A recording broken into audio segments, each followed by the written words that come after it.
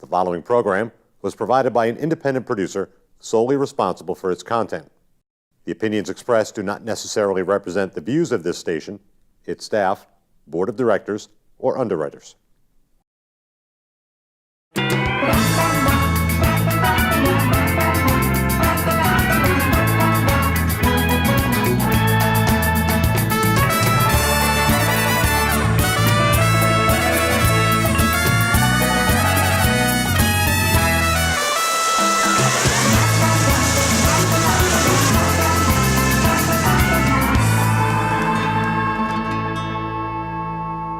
Hey everybody, CamiBaker.com here, and we are the Happiness Jungle TV show, and we are so excited to have you here with us today. We have a wonderful lady boss and entrepreneur, a new friend of mine, Cassandra, whom I met out at a networking event recently. She has a very fascinating business, and I'm going to let her take it from here because she wants everyone to know that there is power. There's power in music. Absolutely. Talk to us about that, Miss Cassandra. First of all, thank you so much for having me on the show. I really appreciate it. I'm very happy to be here on the Happiness Jungle, actually right in my hometown where I grew up. So the company that I run is called Brightset Entertainment, and it is a booking agency for musicians and other performing artists. So what we do is we facilitate the connection between these musicians and performing artists and the venues that hire them to perform. And there is a huge need for that. There's actually a guy that does a show out of this station who's a rap artist. Oh. And he and I were actually talking about how I could help him get more sponsors and things. I'll put you in contact. Great. So when you talk about artists and different people that you book, tell us a little bit about the different types of music. Do you do country, rap, rock, single people, big groups? Like, what's the deal? Basically, yes. All of that. I have worked with all different types of artists. It's actually one of the things that I pride myself on, being able to offer artists that are sometimes difficult to find. Most recently, actually currently, I am working on bringing in Carnatic Indian musicians. Now, those musicians are, I mean, the types of instruments that they play, they're just not common. I'm actually working Like the didgeridoo thing? The big, yes. Yeah? If I, don't quote me on this, but if I am correct, the instruments are called the Nadawasaram, the Tavil, and there's some other ones that are a little harder to pronounce. But I'm bringing them in for an Indian wedding, and the music is just gorgeous. But there are definitely, an instrument and an artist that's harder to find. So the groom's mother reached out to me. Interesting. So what got you into this? You mentioned to me that you've always been a musician of sorts. Bring us back to Cassandra's early days. Were you born with music in your soul? Absolutely. Absolutely. So I come from a very musical and very entrepreneurial family. But my mother is an amazing musician. She's produced a full-length album back when I was younger of singer-songwriter type songs. She is a fantastic pianist, beautiful vocalist. My older brother, he is a drummer. My younger brother is a guitar player. My husband is a guitar player. I know he came later, but still, musical family. It's and interesting I'm a vocalist as well. how it really runs in the family. Musicians really do, and dancers, and I don't know what runs in my family. I'm the only entrepreneur that I know of, and I just jumped right out of the box. But so, what kind of instruments do you play? I dabbled in a couple different instruments when I was younger. I played the flute for a while. In high school, I played the guitar. I play the piano very poorly, but I can play and read music still. But my primary instrument is my voice. I am a vocalist. I always have been a vocalist. I always will be a vocalist. I'm going to spare you of asking you to hum a few bars of something. I won't torture you with that. But do you have any recordings that we might be able to hear that might be on the internet somewhere? Yes, I am the manager of my own band right now. It's called Cassandra Lee and the Acoustic Project, and you can find us online at Cassandra Lee Band. It's CassandRaLeeBand.com. We are also on Facebook at facebook.com/CL and the Acoustic Project. But if you go to our website, it will link you to our Facebook page, as well as to some SoundCloud recordings, to some videos, even one from last weekend where we played the Arlington Porch Fest. So some new stuff up there too. So, of course, you are your favorite artist to book. No. No. Of course, I love booking my own band, of course. However, I think it's really important to spread the opportunity. Yeah.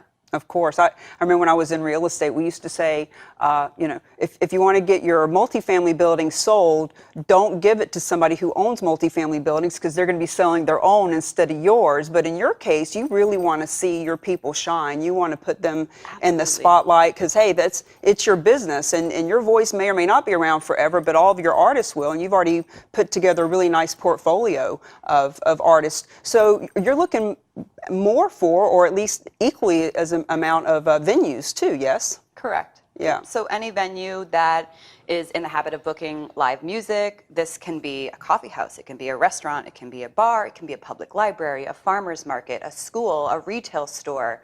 I mean, the list is really endless. Anyone who's planning an event such as a anniversary party, a backyard barbecue, people who are planning their wedding, entertainment is a huge part of that.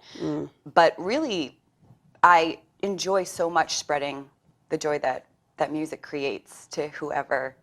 You know, when you mentioned weddings, did you know that you can get insurance to insure the wedding so that if it gets rained out or if somebody, God forbid, gives the ring back, that you're actually insured and you still get compensated? Yes. Isn't that interesting? You can get insurance for some strange things these days. I'll say. Dog bites, septic systems, all kinds of stuff. So now you could have done this for somebody else and been somebody else's employee, but you decided to do your own business. Talk to me about your entrepreneurialism. Where did that come from? Well, like I said, I do come from a long line of entrepreneurs. I have entrepreneurs on my mother's side. I have entrepreneurs on my father's side.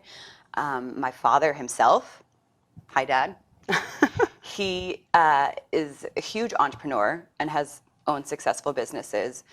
And it just kind of runs in my blood. I always felt a little, I don't know what the right word is, I guess uncomfortable working for someone else. I feel that I always produced quality work and I was never reprimanded for my work or my timing or any of that. But I never was really truly happy in being somebody else's employee. And I thought for a long time, well, maybe if I change jobs, then I'll be happy in maybe a smaller radio station, maybe a bigger radio station, maybe a record label. I've always been in the entertainment industry. And while I loved all the people that I met working in these positions and made some great friends, and some of them who have left and work in other places, we work together today as well. But I just needed to branch out on my own. There's something about us entrepreneurs that are maverick, rebel, wanting to forge our own path and do our own thing. For me, that is certainly the case. And what you just mentioned, I've mentioned this on the show before, you worked in the industry, you worked for other people and really understood how the whole industry works and then created your own thing. Correct. I know for myself, I've done that in the bar industry. I was a waitress and a bartender and a shot girl and all that stuff, and then I owned my own bar. Wow. And in real estate, I worked for a real estate agent and put together his listing packets and worked in the office for a year and a half, but then I became my own agent. So other people basically trained me to be the competition, if you will. And a lot of entrepreneurs tend to do that. They'll work for someone else in the same industry, learn what they like, what they don't like, and put together their own thing. So what are a couple of the things that you learned from other people not to do? Not to do. Let's see. I would definitely say that I am very good about getting back to people in a timely manner. One of the things that can make working for someone else or working for yourself a lot harder is when whether you work for yourself or someone else, you're still relying upon other people, period. There's nobody in the world that has a job where they're just relying upon themselves, as far as I know. Yeah. There's always someone else, some outside factor that you're working with. So I would say, definitely, you want to be as timely as possible with your responses. You want to be as professional as possible with the way that you interact with your potential clients, with your artists, with your current clients, and really anyone that you come in contact with, whether it's just a networking event or anything else. Professionalism and business etiquette are sorely missing You're sorely missing in this world. It's amazing. We go out networking. We take an hour to get there. We're an hour at the event, an hour to get home. Come home with all these business cards, and nobody recalls anybody.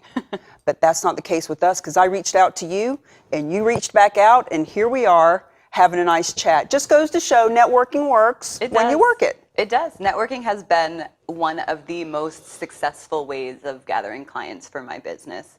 And before I started my own business, I had no idea about this world of networking that truly exists. And it's a huge, huge thing. It's, you know, there's so many different kinds of networking groups and different types of networking events. And I just dove right into it. Yeah. It's fun. It fascinates me when I meet people that have never, I'll meet somebody at an event that will be like, this is my very first one. Your very first time at this group? No, my very first time out networking. Like, how does that even happen? But I guess people have to start somewhere. I've been to thousands and thousands of networking events, so it just blows my mind. But it is, there's a whole underworld of everything, including music. Like, there's a whole underworld of that. So your tagline is discover the power of music? Of live music. Of live music. Yeah.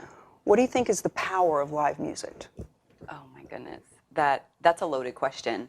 So music is powerful in so many different ways. So many different ways.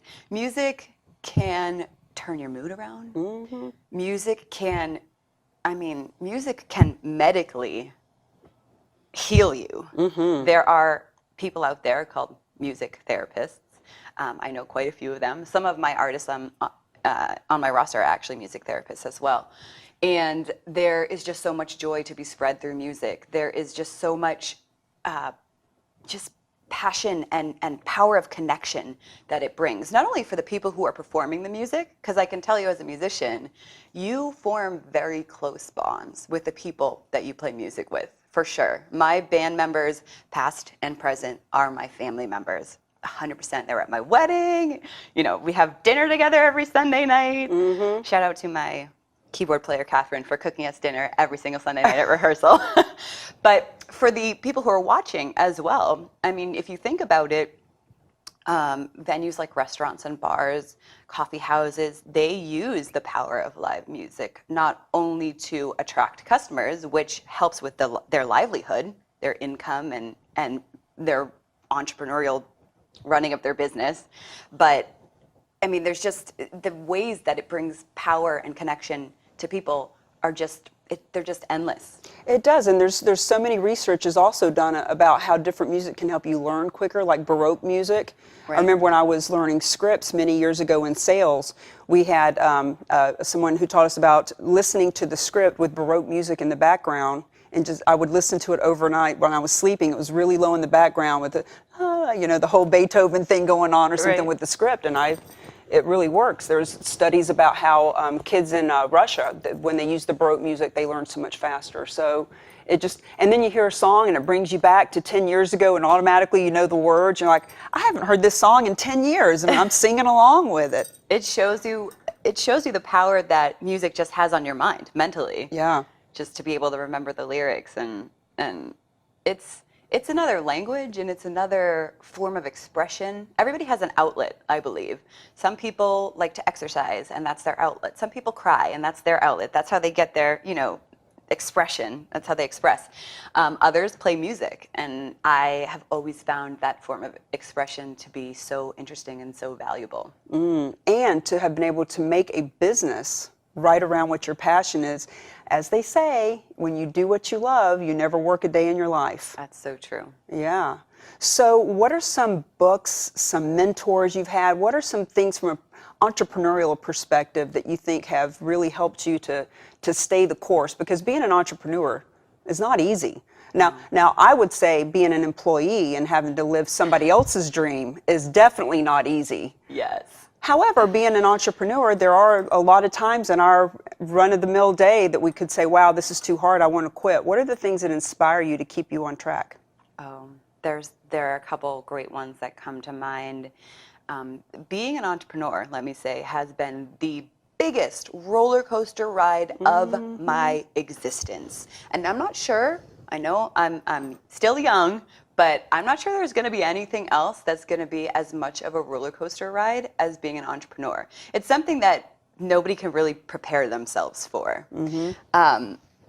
So there are definitely places that I look for support, that I would recommend any entrepreneur look for support, because it's so important to have a network of people who are supporting you and who are pushing you to continue. Amen. So that you don't break under the pressure of working for yourself. So some of these places, I will say, I have been involved with Insight seminars for a long time. It's a organization that runs seminars. They're personal personal growth and development seminars, and they have really helped to push me outside of my comfort zone. And that was almost the beginning. I had little thoughts back then. What if I marry the man of my dreams, which I did? What if I start a business, which I did? And this sphere of people basically were my start of support. My family has been really supportive, and I would be completely remiss if I did not mention Entrepreneurship for All, better known as E4All. Liana Kushi and Joey Bond, they head up the Lowell Lawrence kind of location of E4All. E4All is in a lot of different locations, but E4All is a nonprofit organization that supports entrepreneurs that are either about to launch their business, have a business idea, or have launched their business and need to grow. And they support, there's no other support in the world like E4All. I love doing this show and being a public figure and networking and meeting so many people and having the ability to create conversation, because you just shared with me 2 resources I haven't heard of. And I've been hardcore networking and business building for 15 years. I was an entrepreneur when I was 8 years old, selling gum to other kids for a profit. So when I tell people I've got 40 plus years of entrepreneurial background, I really do.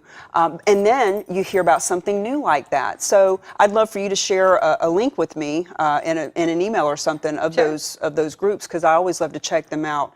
So when you sound really passionate about that second group that you mentioned. What are some things that like, are there certain mentors or certain things that you've heard from them that have just really stuck with you? So they run a bunch of different events. The first event that I ever went to, E4All event, was an event about women in entrepreneurship. And it was a panel of women speaking about their experiences. And when I got there, I noticed that the people who were attending this event were such a big group of entrepreneurs who really like to stay connected. Everyone kept saying to me, "I'm an Accelerator alumni. Are you an Accelerator alumni?" And I was like, "What? A what?"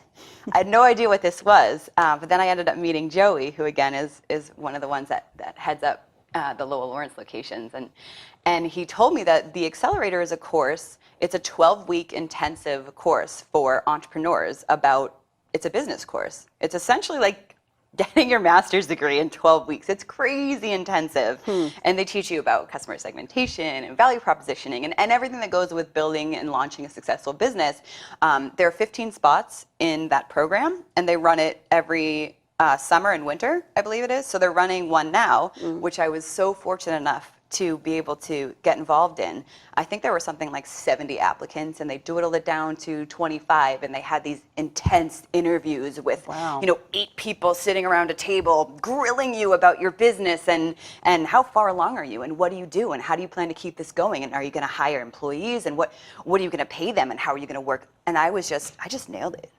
I'm not even going to lie. Like, I can see that you would. Nailed it. Every question. And I left there feeling so confident, and they again dwindled it down to 15 spots, and I just started the program a couple of weeks ago. I love that. I love hearing that they are actually pre-qualifying and qualifying some more who's going to be in the program, because most places, if you pay your fee, they'll take anybody and everybody. And the problem for those of us who are serious, you end up getting in this group of people who aren't really serious and aren't really leveling you up. But it sounds like when you get involved in that group, you're in it to win it. Yeah, there's some very intense vetting that goes on, and it's very easy to tell because when I am in class and I look around, all of those other entrepreneurs who are already starting to become family to me, they're all so talented, and their businesses, whether they've started or it's just an idea, they're all such great and unique ideas, and they're all such talented, wonderful people, and I'm just completely blessed to be a part of E4All. And it's so nice to know that you're doing that sort of thing because your clients can know that you are always learning, you're right. always growing. I say all the time, the more I know I don't know, and the more I know I need to know. And the more clients that I have, and the more people I work with, the more I want to go learn because I want to bring it back. And the more clients I have, the more I learn from them. That's and right. it's just this whole swapping and swirling of energy. And I can see that sitting in a group of people like that will help to keep you on track because we've been talking about, what inspires you and what keeps you on track. You mentioned that your family's been very supportive. A lot of us don't have supportive families out there that are going to help us. There are a lot of people are, oh, that doesn't work, or you need to just get a job, or when are you going to stop living that dream, that type of thing. So it's awesome that your family has supported you and you found.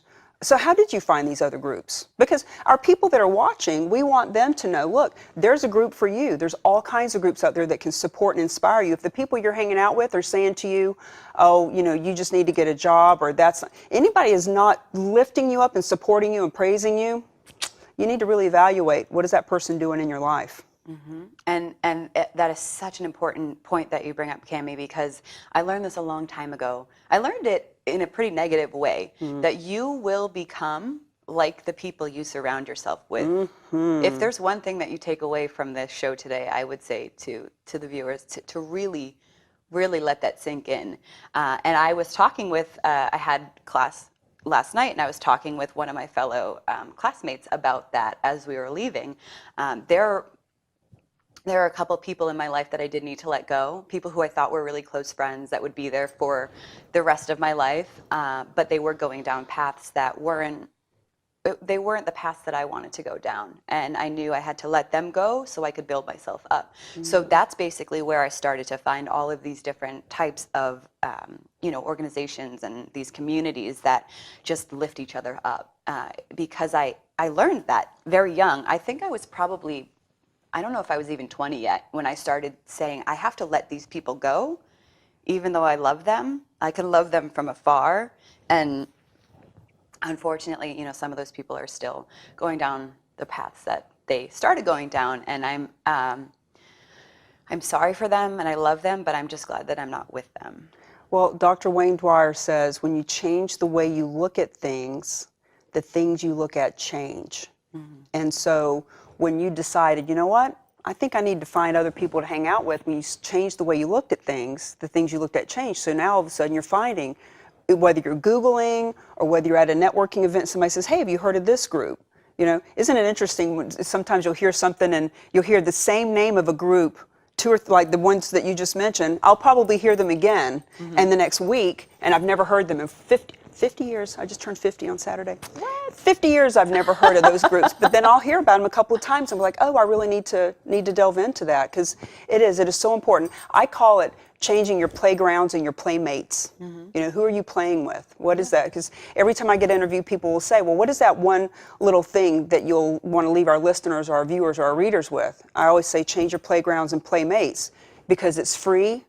And even though it may not be easy in the beginning, it is so necessary. What is the input that you're getting? Look at the resource of where you're getting that input, and do they have what you want? Do they have the checkbook you have? Do they have the lifestyle you have? Do they have the family and the friends? Do they carry themselves the way that you want? Because if they don't, why are you taking advice from them? Right, and are they as supportive as you are? Because there's something about being supportive to others that are looking for support that brings support to you in a sense. And when you run your own business, the more support that you can get, the better. So absolutely, and the more you help other people get what they want, the more you can get what you want. So in the last couple of minutes of the show, let's talk about why you want to help these artists to be seen and be heard and be in these venues and be able to share their music and the power of music. What is it that speaks to your heart about that?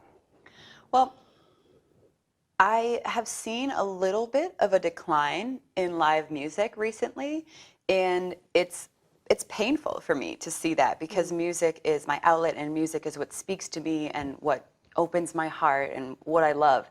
And I'm sure that there's always going to be a radio station that you can flip on. There's always going to be a concert. Maybe your favorite artist is going to come to town twice a year, you know, and you can go and you can purchase tickets and you can go see them in concert. But there's something really special and really valuable about live and local music that just cannot be lost. It's something that is so valuable to our communities, and it shapes who we are. And if it's being lessened in any way, I feel that it's my responsibility to save it. There's so many artists that are so talented. All of my artists are so talented. They're so talented. And, you know, being in the music industry is so difficult, especially as an artist, to be seen and heard. So anything that I can do to help these talented artists get out there and spread their music, and, you know, in doing so, they will be spreading joy and bringing the community together and facilitating love and happiness. There's nothing like that. There's nothing better than that. So if I can help with that, you know, and as an artist myself, a musician and a business owner, I really do feel like I bring something different to the table, because I can really help facilitate that. You know, there's almost like a gap. I bridge the gap between, you know, the communication between the venue and the artist, and I really can understand what the artist needs and wants and what the venue needs and wants, and just bringing that together. If I can do that, why would I not?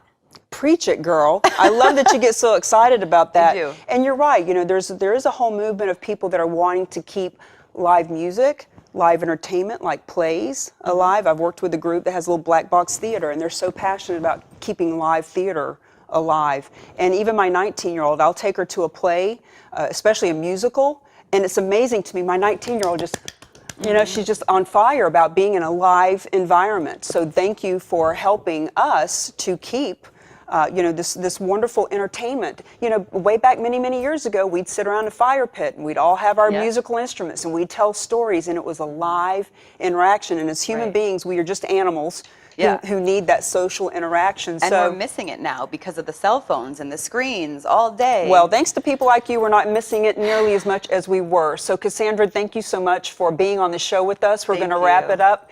CamiBaker.com here. I'm the queen of the happiness jungle today with my co-queen Cassandra, and we want you to know that if you are a musician and you want to be seen and be heard, you want to contact this wonderful woman. And if you have a venue and you're wanting to bring the power of live music to your people, here's your connection. Here's your connection. So go out and make it a happy day for you. It is a jungle out there, but we can keep it happy. Bye-bye. Bye-bye.